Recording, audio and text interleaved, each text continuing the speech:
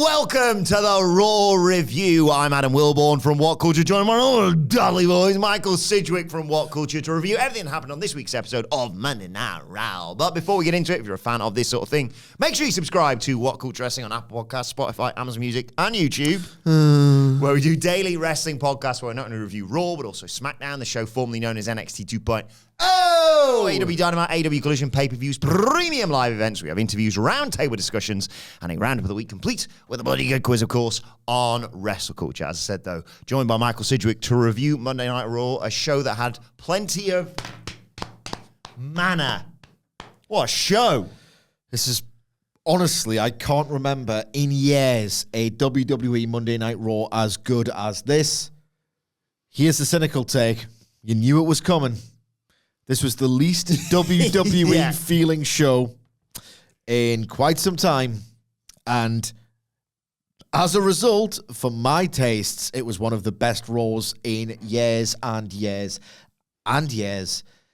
This is just class. I really enjoyed watching it. Yeah, Michael Hamflett's actually better today, but he passed out watching this show. Yeah, I haven't heard from him since. No, get well soon, Hamflett. Where to begin? I suppose we should just do this chronologically, because if we bounced around and tried to review all the good stuff, then we'd be all over the place, and we're going to be like that anyway. So You already are. You're deciding where to start. Yes. To start? The show opened with Cody Rhodes coming out to 15,000 in the All-State in Chicago and asking everybody, what do you guys want to talk about? I've ruined it already, haven't I? Yeah. Cody said, look, he could come out here and say nothing because they're in that awkward 2-week period before WrestleMania where the time for talking's over. But Roman Reigns has been talking quite a bit, particularly on Pat McAfee's show, and Pat gets a pop, and he puts Pat over, and he puts Cody puts Cole over as well. He says, look, Roman Reigns referred to me as a politician. There's a Roman sucks chant saying that Cody's been making promises he can't keep. That hurt Cody, but this city more than others should know when he makes a bet or a promise, he keeps it. He's had, a fan ask if he'll be the best man at his wedding, and the awkwardness of explaining that to his missus. He's going to be at a 5-year-old's birthday party, and of course the wonderful thing that he did, which seemed a little bit ironic briefly, when he wasn't going to be main eventing WrestleMania with Roman Reigns, when he bought the wrestling club tickets to both nights of WrestleMania. But the reason he does the things he does is not desperation. He dresses the way he dresses. He talks and walks the way that he does. He pretends to be a champion because the champion isn't here. I like that line. Yep. He said he respects Roman Reigns, but make no mistake that he's aware that Roman Reigns screwed him out of the biggest dream he's ever had. And although he respects him, please understand he hates his guts. It's fine if Roman Reigns hates him too. After all, it's Cody's fault that he and The Rock can't have the wank fest at Mania because he won the Rumble. Not once, but twice. Pick that up in WCPW. Yeah. And he gets all the fans to point at the WrestleMania sign with him. We're going to have to break this up into sections because The Rock's about to come out, and we'll talk about that briefly. But we mentioned on the news about this tightrope he had to walk here of like, I'm kind of the best, guys. I'm kind of doing all the good stuff. Big cack, but big smile. But I'm not being big heart. Too arrogant. This was a really great opening. Really great opening promo, yeah. The whole point of being like benevolent, charitable, like a really good guy is that it's meant to be a display of your character, and a good display of your character is what you are like when people aren't watching. Obviously, these really cool things that he's doing have been part of the hand in hand with like a publicity campaign, essentially, if you want to be incredibly cynical about it, and you are meant to sort of like donate to charity or good initiatives or whatever, like on the down low. You're not meant to say it out loud because then you arouse suspicion that you're self-interested and your motivations are a little bit suspect. But as we said on the news, YouTube, wherever you get your internet from, he just walked that line brilliantly. And I just thought, well, He is untouchable, and, I hate the wordplay, but he's legitimately quite undeniable. If you look at the political challenges he's faced, if you look at the inherent challenge that is being storyline associated with The Rock, not everyone's come out of this looking particularly great or better than they were when they went into it. The Rock is professional wrestling heroin. Too good. Just don't bother. You know what I mean? Yeah. That's what he is. And for Cody to still be as over as he is, if not more, he's done an absolutely tremendous job. And, well, that was the end of the segment, and I was really happy with the promo. The Rock interrupts. The roof comes off the All-State. There's a sort of, people can't decide if they're jazzed that The Rock's here, but they love Cody. So do we boo him? There's holy chants. There's this is awesome chants. There's a stare down in the ring between The Rock and Cody Rhodes. There's some CM Punk chants as well. But The Rock doesn't say anything on microphone. He simply leans in and whispers something to Rhodes, who gets this look, slightly taken aback by what's been said. But The Rock just leaves without saying anything or doing anything for now. And obviously people chant, Rocky sucks. Speculation online, presumably after the fact, that The Rock said, tonight I'm going to make you bleed. But we don't get any confirmation of that, despite catching up with both parties backstage. Yep. Amazing surprise. It gets even better later, which we are really looking forward to getting into. Who's ready for story time with Michael Sidgwick, baby? Back when I had an excuse, right? We're talking 1998, going into 1999. Comprehensive school. All my mates... We love the Attitude Era. Mm-hmm. We might tell the teachers to suck our cock. We might try and get each other with certain things. Wilbourn, what time is it? It doesn't matter what time it is, that kind of thing. I had a mate who dragon print shirts were in. Oh, yeah, I remember. At the time, in Top Man, which is one of the leading fashion menswear brands in the United Kingdom. And... someone I used to associate with would walk around Metro Centre, which is a shopping mall, with a dragon shirt unbuttoned. That's how much people were besotted with wrestling at that age and how much they kind of wanted to be The Rock. Wilbourn, why don't you tell the listeners and the viewers what we've literally spent all morning doing? Well, we've been recounting the events of this wild show, but mainly... listening to The Rock and Tech 9 and smashing our arms and talking about how manners flowing everywhere, basically. We've been cosplaying as The Rock for a long time. About 2 hours now. Yeah. He's just the best. I've been telling you. It's just too good. Like, as I said with Cody, he feels somehow on the same level or there or thereabouts, which is a huge testament to him. He is... Roman Reigns doesn't have the same manner as he did 2 months ago, I'll tell you that for now. There's still time. Yeah. But the inherent risk with trying to inject so much mana, extreme mana, on Monday Night Raw is, well, so far, he's just overshadowed everything. And yet there was a lot of great stuff on this show that had nothing to do with him. That's a good point, yeah. I did I can't remember where on the show, but they're obviously saying, next week it's going to be like Judgment Day versus DOI and Awesome Truth or whatever. It's the go-home, obviously, Raw ahead of WrestleMania. And they didn't say it like this, but it felt like they said, The Rock's going to be on Monday Night Raw and Roman Reigns is going to be here as well. Yeah. He's the world champion. He's got this, anyway. Jackie Redmond catches up with The Rock immediately after this and says, what did you say to Cody out there? And he says, why don't you go and ask him? And then we go to the back, and there's Damian Priest, Finn Balor, JD McDonagh, Dominic Mysterio, and Rhea Ripley, and of course, collectively, Sidge. They're in the f***ing Judgment Day. On the other side. Rhea says to Dom, you should have asked for help when you went to SmackDown when he cost his dad again. And he said, yeah, all right, fair enough, it won't happen again. And Priest and Balor tell JD McDonagh, you need to take care of Ricochet. He made us look stupid last week. And Priest has a plan to get the odds in their favor before WrestleMania. More on that in a bit. And McDonagh said he's going to handle Ricochet. And Rhea Ripley was just like, don't handle him, just win. Just win the match. Just win.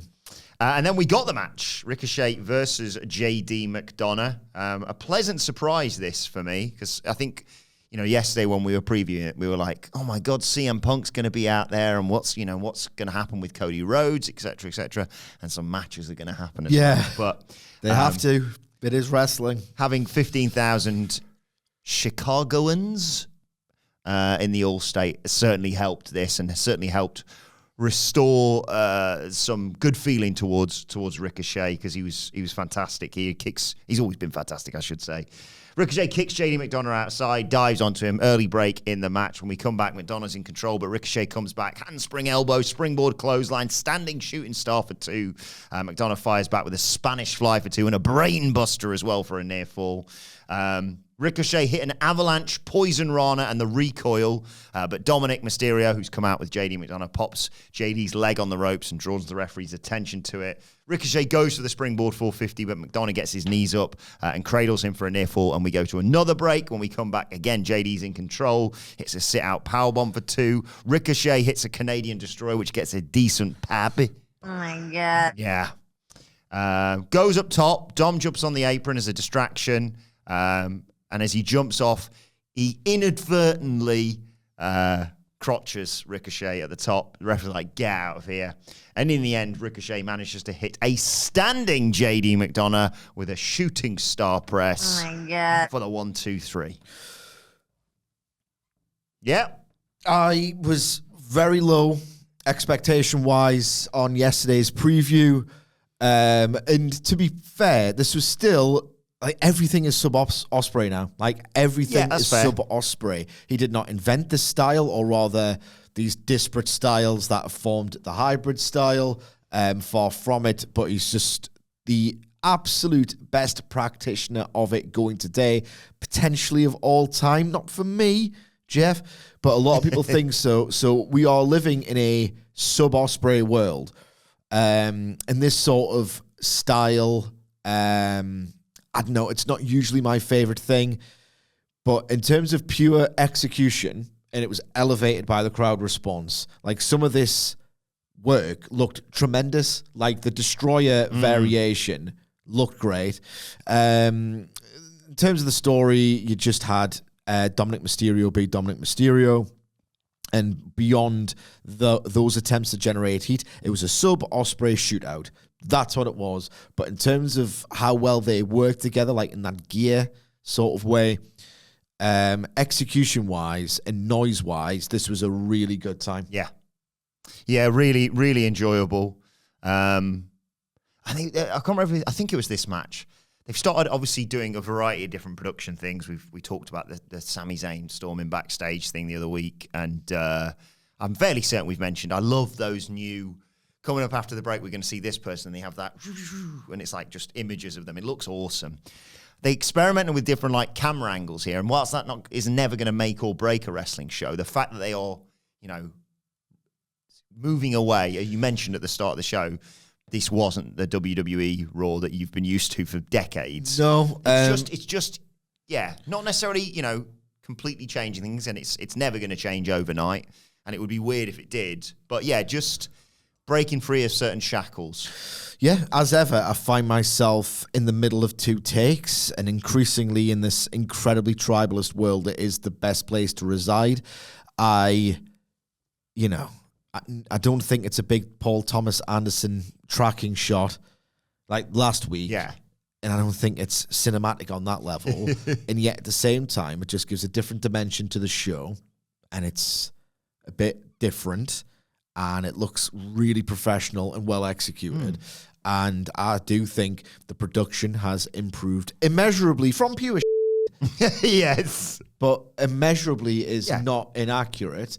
It just looks and feels like a more major league, less incredibly annoying, idiosyncratically WWE. It just feels like they are doing little flourishes. And again, I'm not saying it's cinema.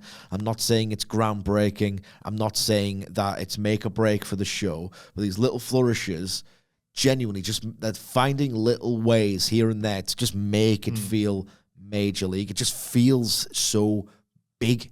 And that was when they announced 15,810. And it is big. in the All-State. Demonstrably, it is huge at the moment. What did you say on the news? The biggest crowd since the Raw After Mania 2019? It was WrestleTix who took care of the data. So I've not gone through the records. It was WrestleTix's take. So they've opened up another area before last night's Raw, because when we were looking on the preview, there was 60 or 100 odd tickets left, and that was just going to knock them over 15,000, I think. So they had to open up another area, which speaks volumes, like you say, about how hot it is. Hot goddamn ticket. CM Punk's coming to the ring next. He's wearing the Chicago Cubs championship belt. And, here he comes. Right. Usually, when we do these podcasts, Wilbourn will do his brilliant recaps. Throw to me for analysis. Then we'll have a bit of discussion, some absolutely ridiculous tangents, and then we get back on track and kind of repeat that loop. I'm gonna have to stand up here because I'm gonna step on his dick, and I can't do it sitting down, if you know what I'm saying. But I think I'm gonna interject a lot. I'm sorry. Free. Otherwise, there is so much to unpack here that if you just say the things, I will lose sight of about 10 different ticks, let alone lines, let alone how they were sort of... let's just go. So CM Punk comes to the ring. He's got a lot of things to get to, a lot of business to conduct. But before all that, it's good to be alive in Chicago on Monday night. Everyone's asking if he's going to be at Mania, and the short answer is yes. He's not medically cleared, but his mouth still works. Just ask April. I'll stop. Sorry. Okay. I know we're going to go back and forth on this. That line confused me. I didn't understand what he was referencing there. Just ask April? So he says his arms really hurt. Yeah. But his mouth still works. Just ask April. Now, this works on two levels, okay? One, his mouth still works, therefore he's still able to cut promos. Yes. Yeah. Do commentary, exactly. He can still promote matches. He can still sort of build his storyline, so his mouth still works. But just ask April. Now, April is the government name of his wife, who you would remember more as AJ Lee. Yeah. And if his mouth still works, and she can attest to that, it's because he's good at cunnilingus. That makes all the sense in the world. Thanks for clearing that one up. So he's good at eating muff. People have suggested he hosts WrestleMania. That's what he said. 10 years ago. He'd have thought that was beneath him. He wishes WrestleMania was in Chicago. Hint, hint. Maybe he could be a referee. Before we get started on anything, every single... And I know he's a babyface. He should be a heel. That is my big takeaway, right? And I know he's a babyface, and I know part of the babyface's act is to pander to the crowd. He always basically outs himself as a huge narcissist. In every single promo he has cut since returning to pro wrestling, it becomes all the more staggering to me that he had 7 years away from it. Yeah. Because every single week when he has a big in-ring segment, he just basically says, "Thank you for your validation. I need it." People have asked him if he could be a referee. Is there a match on the card who could use a referee, he says? He says, a lot of people talk about me, even those who hate me need to talk about me. He references Pat McAfee's podcast, says he isn't a daily listener. Thanks for listening, Phil. But Roman Reigns was a guest on Pat McAfee's show. Why does Reigns need to bring Punk up? I mean, he's earned it. We should mention... Should we mention... I wasn't sure, so I skimmed past it. He alluded to listening to Jim Cornette. Yeah. All I'm saying is that in terms of... If he wants to be this polarizing figure... And I'm fairly certain that's what he can't not go for. It's just in his nature. Yeah. Then he's certainly furthered that. He says, look, he's coming back. He's climbing the mountain. Reigns on his way back down the mountain. They'll see each other pretty soon. Then he talks about Seth Rollins. Says they go way back. They don't see eye to eye. He's wearing these high heels now, so he's taller than CM. Yeah, he's talking about Seth Rollins is wearing high heels. And then later... He talks about Drew McIntyre wearing a skirt. So? Yeah, exactly. This is ugly in parts. Yeah, not wise. He talks about him lolling at Punk hurting his arm. Maybe he's earned that, but with all the time in the business. But Coming from someone with 2 bad knees, that's kind of funny to Punk. Then there's someone who hasn't said a word about him. The Rock. Maybe that's because 10 years ago he came face-to-face with me and realised that his arms were too short to box with God. Always loved that line. He won those matches. Yeah, I did think that as well. And then there's Drew. Here we go. Punk hasn't responded to everything Drew's been saying because he handles his business live and in living colour. I love how he said he's not on the internet all the time. When you've got a problem in Chicago, you handle it face-to-face like a man. And here comes Drew McIntyre. On it more than an aggregator? Here comes Drew McIntyre. But before he can say anything or before he can really properly make his entrance, Punk's like, turn that stupid song off. Yeah, sorry, one more. We're going to unpack this bit by bit, maybe. We'll see how it goes. When CM Punk, he's so good that I've used this in the past, I'll use it again. CM Punk, and I think this is what a lot of people struggled with post-Brawl Out and all the testimonies and all this, the different sides of the story, is that CM Punk is such a convincing speaker and he has so much conviction behind everything he says, even when a lot of it is demonstrably incorrect or hypocritical. He could talk to me, and I'm not saying he thinks the earth is flat. In fact, I'm fairly certain he doesn't. He could convince me within 3 minutes that the earth is flat. And I was like, maybe. Yeah, maybe. Yes, we do live in a glass dome. Yeah. Thanks, Phil. Anyway, tells him to shut that stupid song off. And then, that's what I was saying. Instantly, that song becomes, it is rubbish. Yeah. It is pretty bad. So he says, I'm not medically cleared, but I'd like to have a wrestling match. Get your bitch ass in here, he says. Drew doesn't do that. He stands on top of the ramp and says, I'd love to get in there and beat your ass. But the last time we were together, we both know what happened. Destroyed your arm, etc., etc. Punk, says, are you a Scottish psychopath in a kilt or a troll on the internet, a gut in the skirt or whatever? Ugh. It's just beneath him. Yeah. Ugly stuff. That's, I would like to think it's beneath him. Who knows? But Drew says this is perfect. He's got a title shot. He's got everything he wanted. It's divine intervention. He prayed for this, as he's mentioned before. He's got his shirt with the checklist on. First thing on it is, of course, injure CM Punk. Punk says, I never have to put another man's name on a shirt to sell it. And Drew rips off his shirt to reveal the graveyard thing that he's the one he had before. Very interesting trivia note. Sorry, very quickly. Like these. He's lying, of course. It is CM Punk. I don't think he sold the shirt, but going back from the classic Terry Funk T-shirt, he had a T-shirt printed same day in Chicago. I broke Big Show's hand. Oh, yeah. And the turnaround time and the 1 hour tease that they got it from Chicago is what I think first was the germination of the idea for pro wrestling tees. Really? Yeah. That's amazing. Nice line from Drew in here as well. You don't do drugs, you don't drink, and yet you spend all of your time in rehab. Chef's kiss. Whoever wrote that, and if it's Drew himself, someone deserves a raise. That's incredible stuff. But you know what Punk's comeback to that was? Boo this man. And it was like, so basically, we'll try and convey how quickly he said that, right? Because we might be missing something here. Punk, it's ironic. For all your talk of, you don't drink and you don't do drugs, you spend all your time in rehab. Boo this man.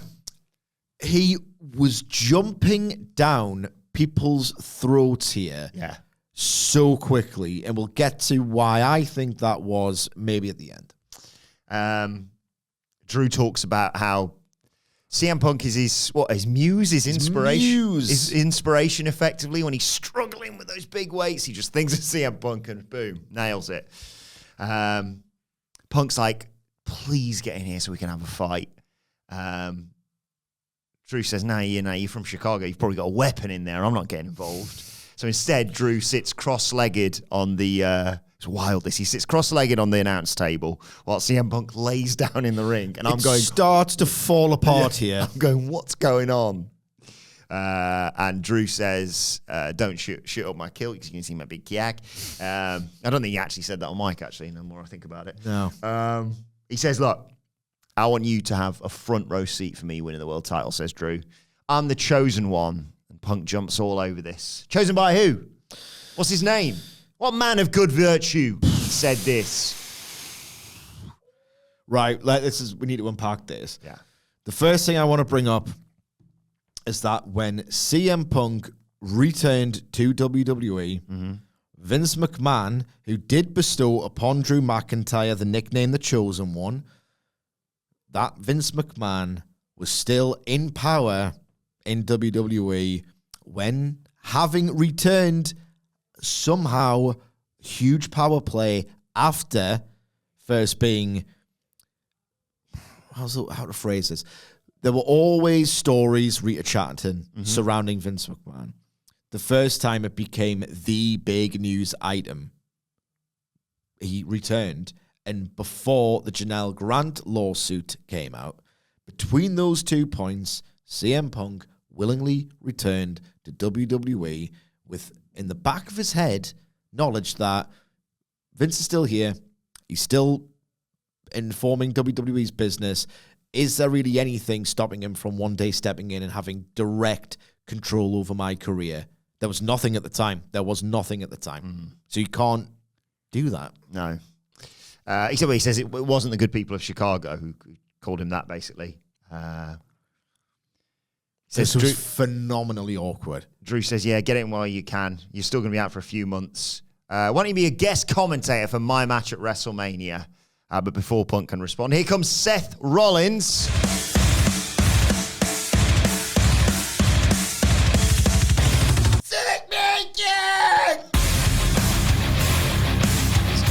Theme. The face-off with CM Punk.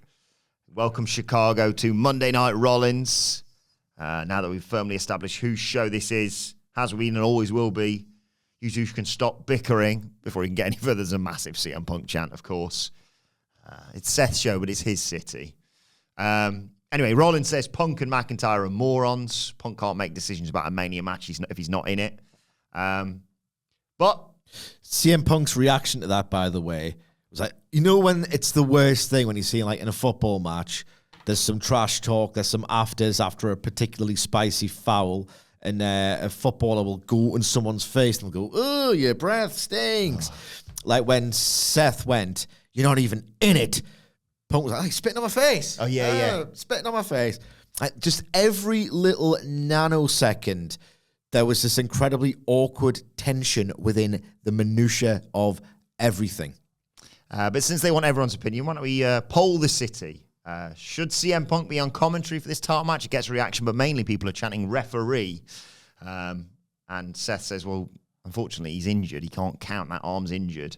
And Punk immediately dives onto the mat and shows with his other arm, yes, of course, he can count the 1, 2, 3. But Punk also fires back. To be fair, I don't think I could be objectively fair with these two dip. Okay? Yep. Even Drew goes, PG, brother. And then, hang on. Do you want to do another role play here? Would you like to play the role of CM Punk? Yep. Seth asks Punk, do you want to know what I think, Punk? Nope. Way to reduce the least interesting main event player in WWE.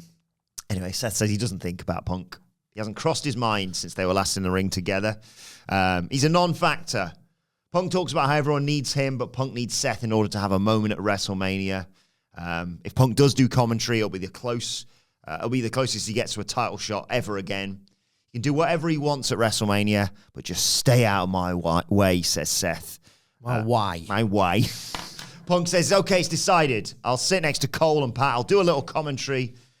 And I'll do something that the two of you could never do. And he lists all these things, including Seth Rollins' wife, Becky Lynch. He's going to do something those two could never do, and that's make them both interesting. We're saying the quiet part loud there. Punk goes to leave, but McIntyre interrupts. He wants the last word. He wants the music off. He says, Punk, you're obsessed. No, sorry. I'm obsessed with the title. Punk, you're obsessed with me because I'm living your dream. I like this bit. You're my number one stan. You write me back just to chill. Truly yours, your biggest fan. This is Phil. And then he gets super kicked by Seth Rollins and a big curb stomp to end this segment. This was incredible television, ugly, toxic, childish, incredibly authentic. I was captivated. I had to rewind this so often in my first viewing experience just to make sure, hang on, when is this falling off the rails? Yeah. Did CM Punk really just allude to Vince McMahon being a complete piece of shit? What is going on? I was trying to rewind it. It took us 40 minutes to watch this, genuinely.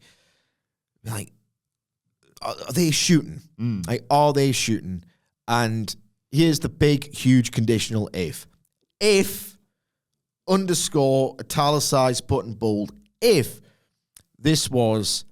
every single subject matter that arose, if every line was kind of approved or within this subject matter, within the parameters of what we're going to say, one of the most sophisticated and great works I've ever seen. Yes. The tension was so thick. The tone, the atmosphere was really transgressive, really awkward. It just felt like not a WWE segment, or it felt like a WWE segment going badly wrong. And we know that CM Punk, dating back to 2022, has previous with being injured at the worst possible time, sitting at home, progressively descending into a more vile, foul, toxic, combustible mood. You said stewing when we were sat in the office. Stewing. Coming back to TV and it all going, just a total explosion. And this was that. Yeah. He couldn't escape this segment without thinking, Christ almighty, these people hate each other. This is pretty great. Exactly. If they can harness it. If they can either do it before it all goes tits up. Yes. Or if they can sort of go, right, okay, you cannot. If you're Drew and you know, bringing up that Vince McMahon endorsed you back in the day, you cannot have your name associated with Vince McMahon. It is what, like you say. Wade Keller, by the way, of the PW Torch, a great, enduring, reputable journalist, said that was improvised. And of course it was. Yeah. But you cannot be doing that. Yeah. You cannot be doing that. Drew's face is very much, again, you could freeze frame on this. It's like it's WWE's Zapruder film, just like the post-Brawl Out one was, that press conference was. Like, you can zoom in, pause on Drew's face. It was like locked in a grimace, but there was a smile behind it of, I don't quite know what to say. I'm a picture of awkwardness, but I might at the same time be overjoyed that you have just snapped like this. Like CM Punk. If he hasn't renegotiated a deal, another zero has just been added to Drew's contract. Oh, Christ, exactly. That's a really great take. It was just, I could not escape the impression that it is happening again. It is happening again. CM Punk has suffered a injury at the worst possible time, and he's furious about it. And as a pot on the news, what Drew's doing is really inspired. I don't think it's that clever. It's just really good. He's a troll. Trolls, by definition, are not clever. They just know exactly what to say to get a rise out of you. And you should. The thing is, it's not. You should know better. It's like CM Punk has been worked. It's like he's been worked, and he's really annoyed by something that Drew McIntyre, putting on a fictional facade on social media, is doing really quite well, too well, to build interest in their predetermined fictional story. And he seems like he's really annoyed by it. But it also seems like, we've talked a million times about when people kind of cross the line and reference. Shut up, Wilbourn. You didn't respond in 2 seconds, so I'm going to jump down your throat. I forgot to mention that. That's what it was. Every second was just thick. But it we talk sometimes about people saying stuff and you're like, that's a bit much, isn't it? Referencing family members who've passed away, whatever it may be, right? And we sit here and say, presumably, there's been a conversation of, if you want to use this against me, that's fine. Or can I use that? Yeah, okay. But I've always said, what do the WhatsApp messages between a a feuding wrestler and their two feuding wrestlers look like. But don't say this. Oh, that's fair game. Say. It's like it's politically difficult to navigate. I have been informed. But it doesn't seem like Drew. The vast majority will just do business. Yeah, they're in the business of having to have thick skin. But the things that Drew have done, as much as I think they're sensational, I wouldn't think you'd necessarily even have to run that past them. That's just business. I'm gonna go and get a photo outside Minnie's Bakery. He's not gonna be annoyed by that. I'm gonna play Crimea River whilst I lift some weights. Like he's not gone like scorched earth or questioned someone's marriage or questioned someone, or there's no sunny days. No, exactly. Alluded to, losing, spending a lot of time at the bakery, and I don't mean Mindy's. Yeah, it's like. It's the bakers. That would be the better way to do the punchline. But it's not been stuff that you're like, that's a bit much. You don't talk about that. It's always been like... It's BTE light. Yes. And maybe, on a subconscious level, he's associated Drew's brand of patter with the enemy.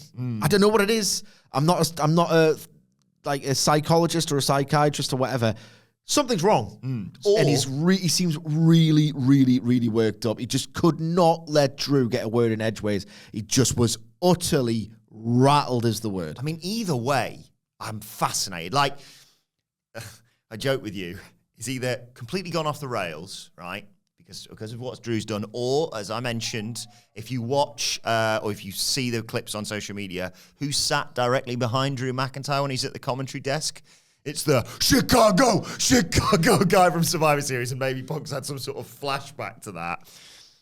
Or he's gone, people know about all the history I've got with this, particularly in AEW, but even, I know because obviously the AEW references haven't really landed within WWE. People are aware of, Yeah. So he's gone, what if we lean into that? What if you just say whatever you want and I'll just leap all over it like I'm proper bothered?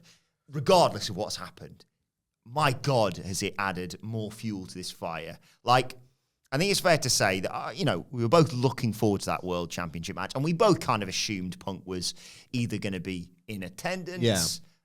The referee would have been a bit of a stretch, and maybe probably would have overshadowed the whole thing. But at bare minimum, would have been on commentary, and we'd have probably sat here and gone, "That's going to be quite fun." He's going to slag off both people, but he brings a brilliant element of his personality to commentary. It's going to be a fantastic addition. Now, what? Like, they're inevitably going to brawl round to... It was like, oh yeah, Seth's going to have a World Championship match, and Drew's probably going to beat him for the belt, and that's probably for the best, and then Drew's going to hold it, and then Punk's going to come back, and blah, blah, blah, blah, blah. But it was kind of secondary to the whole, obviously, bloodline, Cody, Rock, Roman, etc. Now, you're like, well, what? Is he going to get involved in the match? Like, it's just... added another layer onto everything, and my God, the Raw after WrestleMania or whatever, or counting that there's no word exactly on when CM Punk's going to be cleared. If they can keep that under wraps, it'd be amazing. I just, I thought it was just going to be a nice homecoming Chicago. Yeah, Seth and Drew are going to have some jabs at Punk, but he's the hometown hero. He tried at one point, we forgot to mention this, you mentioned this in the office, and I've completely forgot, to get a CM Punk chant going, and because it was going so all over the place, the crowd didn't get on board with it. The crowd didn't detect it, and that just worsened his mood. Obviously, I'm not saying he wasn't over. He was a godlike figure, as he always is in Chicago, but that just seemed like his rhythm was off. It just seemed like there was something seriously amiss, and that he was really pissed off for whatever reason. And how often does this happen? How long can it keep happening? It makes for unbelievable television, but it just feels so untenable. Untenable. We've been here before. If I've been worked, by the way, I am so happy, but someone very reliable has said the line was improvised about Vince. It just, you had to watch it and think, you're not that good at acting. You're just not. Is Punk on Raw next week as well? I don't know. Just remember, I feel like it's been said that he's on this one. I bloody hope so. I think our brilliant, handsome producer is about to check it out. But my broad take on this, because we went all over the shop and bit by bit, was like, I was reminded of, I'm a parent. This was like watching children. Children play games that they are, for whatever reason, I don't know the psychology behind it, children are desperate to win games. I don't know what it is. It's like they haven't matured or whatever, so they can't like sanction the concept of losing because I think they just get what they want and they want to win. And when the learning process of I don't always get to win, just it rattles them. It was just so redolent, this entire segment of watching children who had to get the last word, who had to like... It worked quite well in terms of the Drew aspect of that, I suppose. Yeah. Because he's like, no, we're not ending on that. This was like excessively effective in terms of building my interest in these characters and wanting to see what happens next. And if they can, it's probably the best can they coexist storyline WWE has ever told. 3, Seth was trying to be the bigger man. He needs to just get down on the muck. Just children changing the rules of the game of, I won that one, I won that exchange, I'll chant my name, or I'm the best. Children, corn cobs, insisting over and over again that they have not been owned. This remarkably petty, awkward, childish display of, I won that battle, or I've got the killer line, or your friends are someone who, well, here's the thing about you, is that the person who thinks you're good was accused of sex trafficking. What the f*** are you doing? Are you f***ing stupid? Like, I just could not believe my eyes. Are we astonished if there is a single ticket for WrestleMania left after this? He is on the go. Yes! Oh, we don't get to preview it. I'm still going to watch it. Yeah, we'll talk more about it on Raw next week. And then the day after that, we fly to America. God, what a week. The energy on this was something you'll never see on WWE television, and it's something that you cannot maintain for long. No. Untenable is the word here. Ugly, toxic, in spite of itself, unbelievably captivating. Right, after that, Shinsuke Nakamura cut a promo. He's going to turn Jey Uso's dreams into a nightmare. Meek Mill's going to be at WrestleMania. And then we got... Let me just check my notes. Check my notes. The one women's match on Monday Night Raw. I know they main evented last week, so it's slightly different, but we still have to hold them to the same standards that we hold. I'm not doing the line reading. No. And you sensed that may have been cut short as well, this match. I know it only had one beat to it, really. I suppose everything after that, they went, well, we know what the last 10 minutes is, so everything else is going to have to fit in one way or another. But yeah, sub 2 minutes, not a good look for WWE, this. But yeah, it was Ivar versus Candice LeRae. Back and forth early on. Ivar wants to kick her ass, obviously, for what she said about Maxine Dupri. At one point, though, Candice LeRae goes down. She's holding her knee. Seemingly to allow Indy Hartwell to attack Ivar while she's on the outside. No one's told Indy Hartwell about this because she's not on board with it. She doesn't do anything. The acting was awful. Now comes back in. Referees, they separate. I mean, eventually Candice just rolls her up, puts her feet on the ropes and gets the pin. 1, 2, 3. Goes out, celebrates afterwards, and Indy Hartwell's like, what the bloody hell was that? What the bloody hell was that? I don't care. I couldn't care less about this if I'm like... It's not quite the same, is it? Like, horrific insult towards Maxine Dupri, exploiting a genuine injury of your... Well, genuine in kayfabe. Genuine injury of your opponents to roll up with the feet on the ropes. Yeah, not good in the way of dramatic escalation or anything, this. But then again, after what they've just got to follow here, it's understandable the crowd might have been pretty flat for all this. Oh, Christ, we go backstage. DIY and New Day are arguing. Oh, your name's crap. Your name's crap. But he'll love this. In comes Awesome Truth. He's very excited because tonight we get to see the New Day versus DX. That's not DX, bloody idiot. And he's got JBL on commentary. And Miz is like, it's not JBL, it's Pat McAfee. And he's like, what are you talking about? JBL's changed his name to Pat McAfee. It was really funny, Sidge. No. I hate you. Truth and Miz. We were like really getting on this morning. Yeah. We were basically being The Rock. We'll get back to it. Kind of the kills in the jungle. Yeah. And you could see McIntyre talking to Heyman in the background of all this. I suppose that's the one real takeaway. And then we got New Day versus Gargano and Ciampa. Our Truth talks about Shawn Michaels being involved in the match. Happy to see him in there. Gargano's eating the Unicorn Stampede. I mean, I could run through the match. It was good because it's Kofi Kingston, Xavier Woods, Johnny Gargano, and Tommaso Ciampa. But in the end, Gargano hits the suicide dive to the outside. There's a break involved in all this. And Gargano hits the suicide dive to the outside. Here comes Judgment Day. This was Damian Priest's plan. Kick everybody's ass, basically. They beat up everything. They fight back, obviously, do DIY and New Day, but the numbers game eventually catches up to them.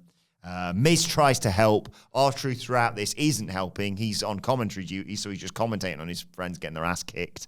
Everyone gets completely laid out, and Judgment Day circle on R-Truth, who tries to get us to throw to a commercial break to stop this from happening. But they grab him, chuck him in the ring. Then he decides he's going to fight him. He fights a few of them off, but Priest cuts him off. Razor's Edge, coup de grace from Finn Balor. Judgment Day stand tall to set up this 8-man that we're getting next week. Match I've completely forgotten about. It was completely overshadowed, as you'd expect, by the two major talking points that emerged from this episode of Raw. And I just hate, generally, this weird way that both North American majors do it, like WWE and AEW, when they build a multi-man. I hate how they all find themselves fighting. It's always the most contrived, rubbish stuff. Moving on, Cody Rhodes gets caught up backstage by Jack Redmond. That's what The Rock told him in the ring. And he said, I'm sorry to you, I'm sorry to the fans, but what The Rock told me is not something I want to repeat. It's a promise he can't keep. We'll see about that.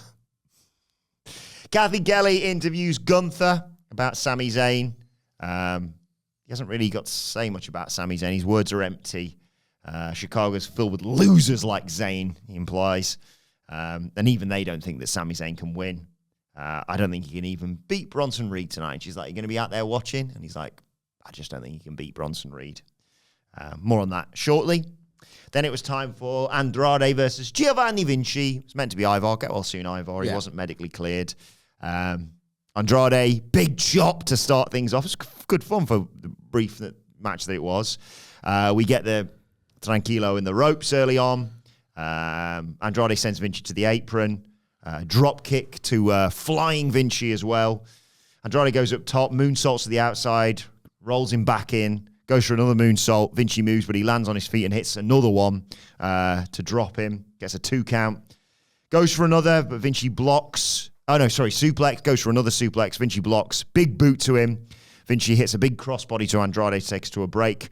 But when we come back from the break, Andrade hits that awesome black back elbow of his and the twisting double underhook DDT, which they're apparently calling the message for the 1, 2, 3.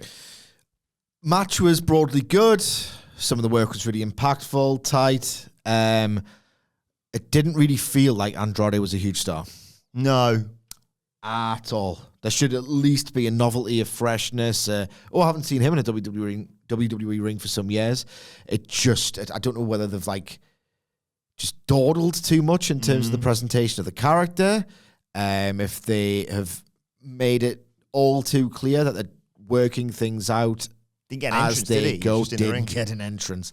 I've sensed that's probably because of the Punk overrun. I know, but how many times does this have to happen? Yeah. Like, if we're going to, praise WWE to the hilt for their production values as being this, entity that just gets television. It's not a sloppy shop and all the rest of it. How many, because these things do add up. Like, how many times does a match have to get cut short or feel like it's being cut short, or you get your new returning would-be star in his second match back, he's getting jobber entranced. If we're going to praise WWE for all the genuine improvements they've made to their production, they're not getting the basics right half the time at this point. I agree, but I would say this is the one occasion where you wouldn't be like, Jeff, can you go out and tell Punk to just kind of wrap it up? Yeah, I know. I'm not going out there when he's like this. Nope. Rhea Ripley comes out next with Dominic Mysterio. She's concerned that she's not really getting Becky Lynch's full attention. Lynch is wrestling week after week. Ripley says, I could have attacked her after one of her matches, but I want to be respectful. I want her attention. I'm getting impatient. Dom tries to speak, but obviously gets booed out of the building, and this brings out Becky Lynch. And she's like, look, here I am. When you're fresh rather than waiting like I do, or like you do with me, sorry, after a 20-minute match. But then again, I can't do that because you never wrestle on Raw anyway. Ripley doesn't need to wrestle the biggest match before the biggest match of her career. All she has to do is post a video online and these freaks will eat it up. Hang on. I think there's a button for this. And I mean, folks, where's the lie? Are you one of those freaks, Adam? Nick Wilbourn. I'm just doing my due diligence and my research for the pods. But why would you have to scrutinize over and over again? Because I see you at your desk over and over again. Footage from a house show when you are doing notes for your hosting of a review of a TV show. I just want to make sure, if they allude to it, I'm covering off all the topics. Okay, what other matches were booked on that house show? Because they might have alluded to them. Yeah, no, it's gone. Sorry. I just completely, mine's gone blank. All right, okay. We'll say the lads I play five-side with said, see that stink face thing over the weekend? Sorry, she's not wrong. As far as I'm aware, they are not. The people you play football with freaks. Oh, okay, fair enough. Lynch says there are different interpretations of what it means to be champion. Ripley puts a video of her showing her ass whilst she's busting her ass every week to prove herself. Lynch says, look, there's always going to be someone newer and younger and hotter. But the long game in this, was about skill, merit, and survival. It's how you respond when the chips are down and you're not the chosen one anymore. Not a great week to say that. No. But, that's not her fault. Ripley hasn't experienced that yet, but she is going to experience it at WrestleMania. Ripley says, you're a survivor. You're also a cockroach. You're hard to kill, but not impossible. But I don't want to do that to you. I want you to be alive after WrestleMania because I want you to watch what I do. And I want you to, I like this line, I want you to sit at home with your daughter and listen to her call me Mammy. Oh, what a line. Lynch says that's your one and only pass. You mentioned my daughter again. It's the last word you ever say. She gets a bit emotional. She says her father never got to meet her daughter. He was proud of everything she'd done in the ring, but the thing that he'd be most proud of, was the mother that she's become. Might be a joke to Ripley. It's not a joke to her. And she says that belt might be a joke to you, but it's not a joke to me either. Lynch said there's nothing respectful about you. The reason why you never attack me after my match is because you knew that once you throw the first punch, there is no going back. And she tells her that neither of us are going to be the same again after WrestleMania. And there's a real tension. There's a stare down. And Dom's like, Mammy, I got it from here. Steps in between them and... Oh, my God. Becky Lynch f***ing chins him. Oh, great bump from Dominic Mysterio. And credit to WWE again for the production of I'm not always a huge fan of the Pat McAfee. Let's slow this down and do that. But when you get a shot like that... Oh, you've got to luxuriate in that. Just... when the jaw moves separate to the rest of the face. Anyway... Lynch and Ripley get into it. Ripley gets the better of it and posts Becky Lynch. Ripley's leading Dom away and Lynch recovers, jumps over the steps, jumps onto Ripley. They get pulled apart.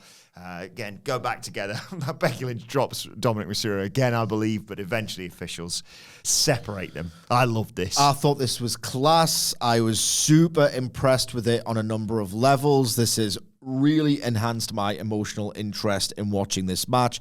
Home run of a segment. Yeah. And I'm all the more impressed with it because this had no right to land as effectively as it did when you've got those two jaw agape, what the hell am I watching moments elsewhere on the show. So I was really impressed by their ability to do something that will linger in the memory.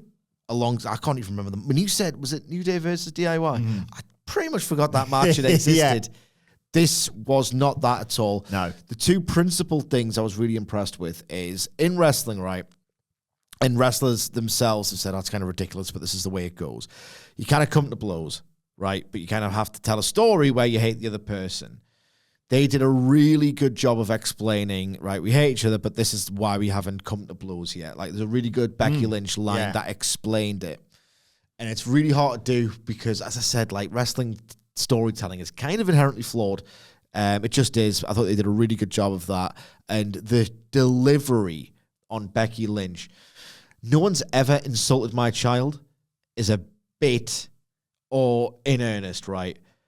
Even if they did it as a bit, I probably would get like really, really, really wound up. I thought the same thing, yeah. So I think she's done a really good job of channeling and like really delving in to like character, basically getting lost in the character and being able to summon the precise emotional response you would come out with had someone said that about your child. Really tremendous character work from Becky Lynch. Home run of a segment. Yeah, they really have hit their groove on the road to WrestleMania. This is just if this was the go-home show, can you imagine? Yeah. Another week of this. Like, if this genuinely is, jazz. If next week is as good. Like, this is the first time I'm anticipating a Monday Night Raw. Yeah. Since like 1990. No, since 2001. Yeah. And even 2000. The WrestleMania 17 build was absolute drivel. So in 24 years. Yeah. And again, there's a McMahon in every corner. 25 years. Okay, fair enough. Speaking of which, though, Sami Zayn's walking backstage ahead of his match with Bronson Reed, and Chad Gable comes up to him and tries to apologise for what he said. But Sami, doesn't care. Doesn't need to hear an apology. He said what he felt, and that's okay. Zayn's like, yeah, look, you don't think I can beat Gunther. And Gunther doesn't think I can beat Reed. But Zayn wants to make Gunther eat his words tonight. And Gable's like, no, that's exactly what Gunther wants. Gunther's ruining your focus. Get your head out of your ass. Focus on Bronson Reed. And Zayn's like, you know what? I appreciate that. Shakes his hand, goes out there to face Bronson Reed. And what Chad Gable said happened. It plays into this brilliantly. It's Bronson Reed versus Sami Zayn. A good choice of opponent in terms of if you don't really pay attention, Bronson Reed is going to mess you up. I also like the fact, deliberately otherwise, he got bloodied.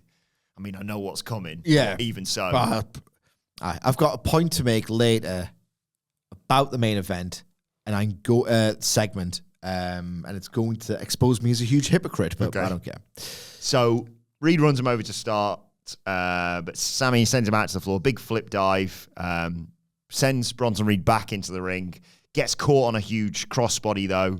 Reed runs him over, big chop in the corner, sends Sami outside, and he comes off the apron with a big shoulder to knock Sami down to take us to a break. When we come back, Zayn makes a comeback, but who comes out onto the stage? But of course, the Intercontinental Champion, Gunther. This makes Sami think, time to Blue Thunder Bomb Bronson Reed, I think. Yeah, that's not going to happen. He also, and I don't know why, I'm such a child, he also does the spot, which it makes me, I know it's not meant to make me laugh, but it makes me laugh whenever someone picks up a big lad and just goes, oh, bloody hell. Oh my God, are you 4 years old? Funny. But Sami Zayn comes back, tornado DDT out of the corner, sets up for the haluva kick, but he takes too much time to pay attention to Gunther. And that allows Reed to recover, drop him with the clothesline, sent on Tsunami, 1, 2, 3, Sami Zayn gets pinned. It's a rubbish finish, isn't it? They wrote this finish in this segment on the back of a beer mat. This is just, it was weird. If nothing else, the finish, the match was kind of just there. I know you thought it was a riot. The match was kind of just there. The finish was awful. This was one of those, WWE has made pretty significant improvements to its product. This was like an echo to like a significantly worse time. But I did like the fact it was followed up. I'll get to the Jey Uso thing in a second. It's followed up by Zayn, being furious backstage for letting Gunther get into his head, and Gable saying this is exactly what he does. He plants seeds of doubt. But this is exactly what every other rubbish heel, not every rubbish heel, not every other rubbish heel. Obviously, Gunther's an incredible heel and an even better wrestler, but I just didn't wash it. This is not convincing. I'm just intrigued by the fact, he says he plants these seeds of doubt, makes you doubt yourself, and that's how he beats you, basically. If you want to win at Mania, you need a different approach. Let's talk. I'm fascinated. I'm not. I still have reservations about how they've complicated the picture. You just got two great baby faces, and I don't know. I will let it play out. Yeah, I will do this if it all goes good. I don't know how they're gonna do it in a week, but I'm along for the ride. Prior to that, by the way, Jey Uso, cut a promo responding to Shinsuke Nakamura, saying he's been sleeping on him for too long, etc. And just as he cuts the promo, who should arrive in shot but Solo Sikoa and Jimmy Uso, who just look at him. Jimmy says, no yeet. And then just before Jey makes his entrance for this match against Shinsuke, Rollins is there at Gorilla and says, look, something's off about tonight. I love the slow build of tension. It was really well done. Something's off tonight, but don't worry, me and Cody have got you back. And it was time for Jey Uso versus Shinsuke Nakamura. Back and forth early on. Jey gets sent into the post. Some running knees to put Jey out onto the floor. Go to a break. We come back. Jey's fighting back. Gets caught with the sliding German suplex of Nakamura's. The right something is building here. Nakamura hits that running knee to the back of Jey's head, and they're both down. At this point, we see Jimmy Uso and Solo Sikoa enter through the crowd before they can get involved in anything, though. They are attacked by Cody Rhodes and Seth Rollins. Seth posts Solo. Cody fights Jimmy up the ramp. And then out of nowhere, as Seth has sent Solo into the crowd, Drew McIntyre grabs Rollins. Future Shock DDT on the outside of the ring. In the ring, by the way. If you're paying any attention. I don't give a Yeah, I almost forgot to mention what happened here. They both get back up, and in the end, Jey hits Nakamura with a super kick and a spear and gets the 1-2-3. So, after that match, they cut to the back. Jimmy's brawling with Cody Rhodes. He gets beaten up because it's Jimmy Uso. Solo attacks, but Cody's managing to fight him off when he is attacked from behind by The Rock. Oh my God. Who yells, "Look at you now, boy!" Oh my I'm going to break the button. Oh my I think you're going to come. Yeah. Just imagine I'm Oh my God. pressing this after every sentence because it's going to get annoying if I do that. You are worried about being annoying? Yeah. Are you? I'd worried about overshadowing the final boss, and then I don't want to do that. He says, I don't think you could if you tried, to be honest. He says, you think The Rock was just going to let you talk trash for these past 2 weeks? He says, look at you now. He says that quite a lot, and I could pop every time. He spits on Cody Rhodes at this point as well. You might not have seen this. He hits him with a trash can to the head. He grabs a toolbox and empties it on him. And then they brawl through the doors out into the parking lot where Michael Sidgwick... It's raining. And what is out there but Cody's bus? Mana! Extreme mana. Rock says, look at this, Chicago. It's perfect. You're upset? He's talking to the crowd here. You're upset that The Rock wasn't saying anything? Well, The Rock's got your attention now, hasn't he, you pieces of shit?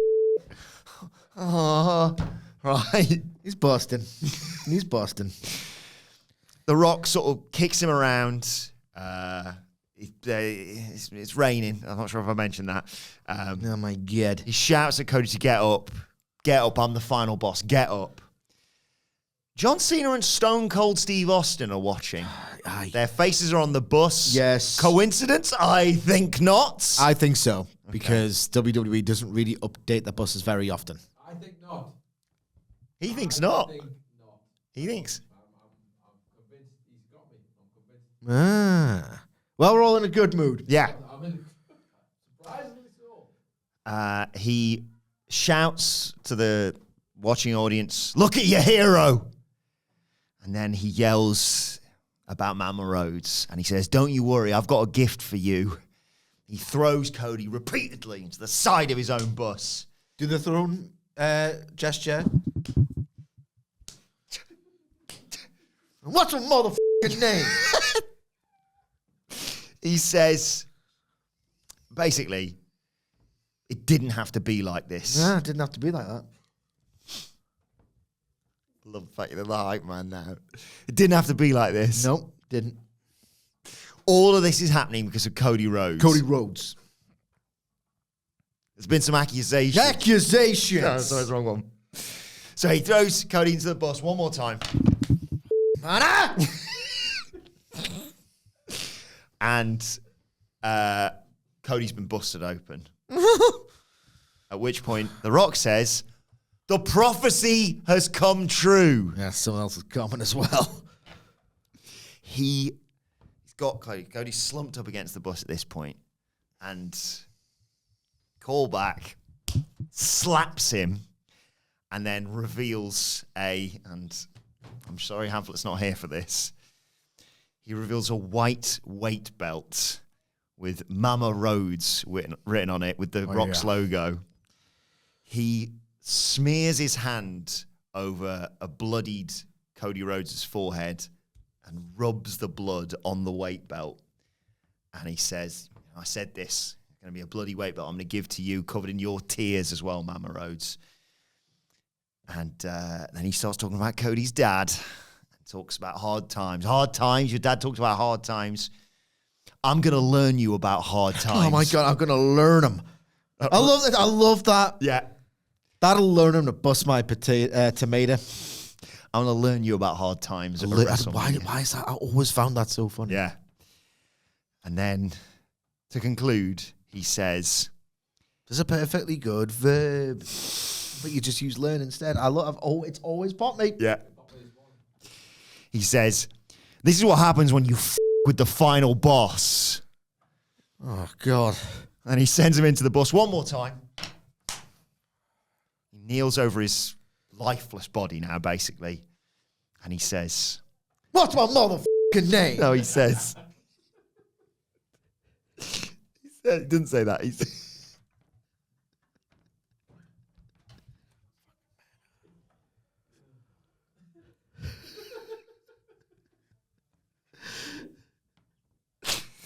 No, he says,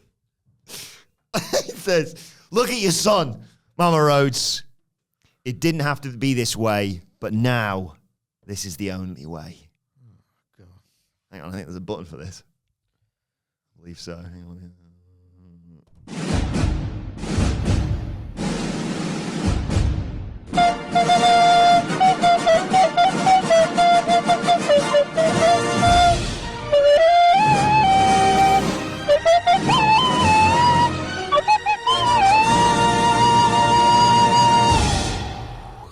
An incredible angle. Wow. An absolutely incredible angle. You fuse the tone, the sensibilities, and the bloodshed of Jim Crockett Promotions, and you film it under the Blade Runner aesthetic, and you get me hard. That's what gets Michael Sidgwick's nipples hard. Michael Sidgwick's cock hard. This is unbelievable stuff. Yeah.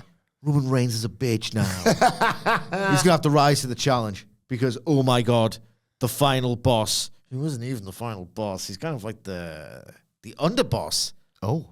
If anything. Technically, in terms of the progression of the story in the finale. This is just an unbelievable angle, which leads me to my point. Was it late 2021 and early 2022, particularly 2022, because that's when Moxley was on point and bleeding every week. Yeah. I still think it's cool every single time. I don't think I'll ever get bored of blood, but at the same time, it lost its potency. Yeah. There was a difference to Jon Moxley bleeding every other match to something like Dustin Rhodes at Double or Nothing. I understood rationally that something had been lost along the way. I espouse discipline and storytelling every single week on these podcasts. I wish Triple H had a little bit less, and I wish Tony Khan had a little bit more. The great thing about being really disciplined and making things feel special when they need to is that when was the last honest-to-God worked blade job in WWE? Are we talking like not in the last decade? No. Surely not. Not that I can think. I genuinely can't think. Approved as well. Yeah. Wasn't there one Batista got fined or whatever? Yeah, I was like 2010, I want to say. Yeah. If you don't do these things, they will be special. And this was just a great example of not shooting your load, not busting and not doing things to excess, and these things becoming, it's just such a striking unique visual, and because it's such a rarity, it just scanned as this unbelievable transgression. This was a fabulous, old-fashioned, very simple professional wrestling angle, elevated. Nobody else could narrate it. It's meant to feel like this smash and grab, bloody him up, right, his gang's coming to get us, we need to bail. Like, really elaborate, went on for ages. There was no hint of it getting disrupted. So it was very staged, but who else to stage it other than Dwayne "The Rock" Johnson? He's got extreme manner. What did you feel like? I couldn't believe what I was watching. It's the obvious stuff as well. Like you say, the blade job, wow. And the fact Cody's got blonde hair, simple things sometimes. Yeah. It just works so much better. But like you say, there's probably by the time they go out again into the rain, I think there was maybe 5 minutes. And that's a long time to effectively, you're not going to hit any moves. There was a split second I thought he was going to throw him over that concrete barrier. And I was like, well, he'll die if you do that. But there was no moves. It wasn't like he was going to hit him with a rock bottom on the concrete or anything like that. So it's just Dwayne beats up Cody outside in the rain and trash talks him. And at some point, he grabs the camera, Cody blades and that. But there didn't feel like a second where it was like Rock's kind of playing for time here. He's been told, actually, there's another couple of minutes before we go off air. Look at you now, boy. First thing he said, Jesus. I've watched this three times now, right? One for pure enjoyment, one to make notes, and then another one for pure enjoyment. Yeah. I'm going to watch it again and again and again. My concern, as you alluded to, is the video package. Video package for night 2's fine. You allow for the screw job from 39, and then Cody winning the Rumble, and then a bit from night 1 to set up, fingers crossed, Bloodline rules. Video package for night 1's going to be, The Rock's been a bloody terror to Cody Rhodes, and Roman Reigns he's going to be involved somehow or another. Yeah. The Rock is too good for his own good. What is he playing at? You can't, be bad. Or if you're The Rock and you think, should I go 7 out of 10 so Roman doesn't look like a 4? That's going to go 10. You know what I mean?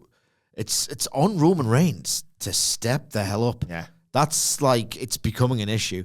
I've never really doubted the atmosphere for night 2 because I was just so in admiration of what a good job they did last year.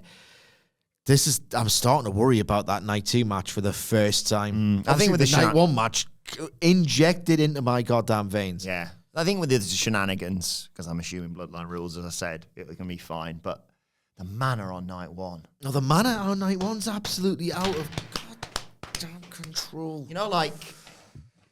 People sell air from Wales on eBay. And you're like, what's that? It's a jar of nothing, basically. Yeah. Or farts or whatever. You could just sell jars of mana.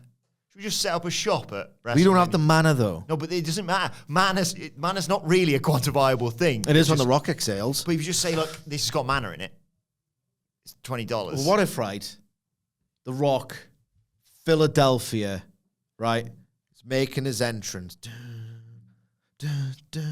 Goes up on that top turnbuckle. Right? And he's breathing in, then he goes... Someone just gets a jar, goes like that. That's the mana. Screws it on. That's a mana. That's the mana. That's WrestleMania. That's WrestleMania. I'd buy it with money.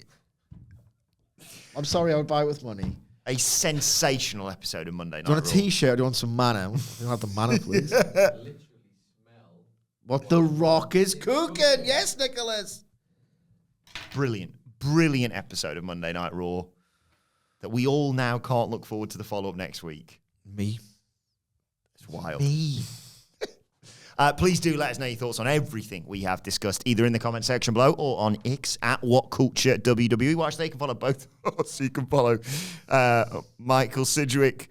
What's your name? And what's my motherfucking name? At Extreme Manor.